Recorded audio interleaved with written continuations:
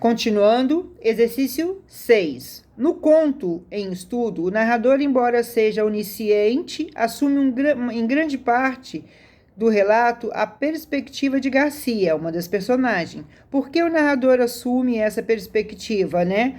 Para apresentar a personalidade de Fortunato aos poucos. Ele não fala diretamente, ele vai, né, dos encontros, envolvimento dos personagens masculinos que ele vai apresentando Fortunato. Em que momento essa perspectiva se modifica, né? Após a morte de Maria Luísa, né? Que o sofrimento de Garcia, né, é objeto de satisfação do Fortunato. Ele fica satisfeito, né, com isso, como se fosse um animalzinho dele que ele fazia as maldades. C. Quanto à perspectiva do narrador, deixa de ser a de Garcia, que traça de Fortunato a se manifestar. Então, é o prazer que ele sente através do sofrimento de Fortunato. Ele deleita-se com a dor, né? Fortunato se deleita com a dor de Garcia. Ele sente assim como se fosse uma coisa...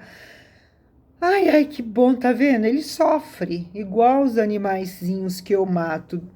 Deliciosa e longamente ele sente esse prazer.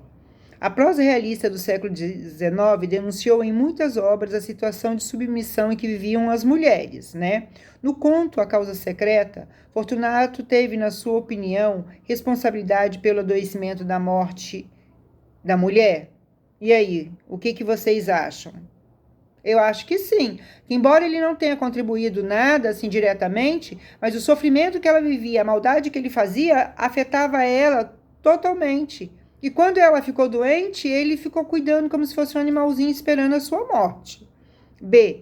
Que pensamento de Garcia levanta a suspeita de que Maria Luísa fosse objeto das experiências do marido? Né?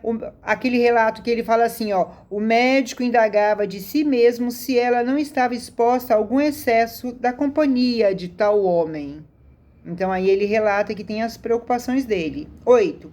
No decorrer do conto, o narrador lança mão tanto do discurso direto quanto do discurso indireto. Letra A. Para a fluidez da narrativa, né? É a agilidade que ele dá narrativo discurso direto. Então, você vê a ação rapidinha, né? E o discurso indireto, né? Vai, né? No meio do discurso indireto, troca de palavras entre os personagens por meio de discurso direto. Para a ambiguidade das situações e do enredo. 8b. Quando isso acontece? Isso aí são poucos, né? As poucas situações de uso do discurso direto traduzem a ideia de que, embora o contato entre as personagens fosse frequente, nunca estabelecia entre elas uma relação de intimidade, né? Havia apenas troca de palavras rápidas.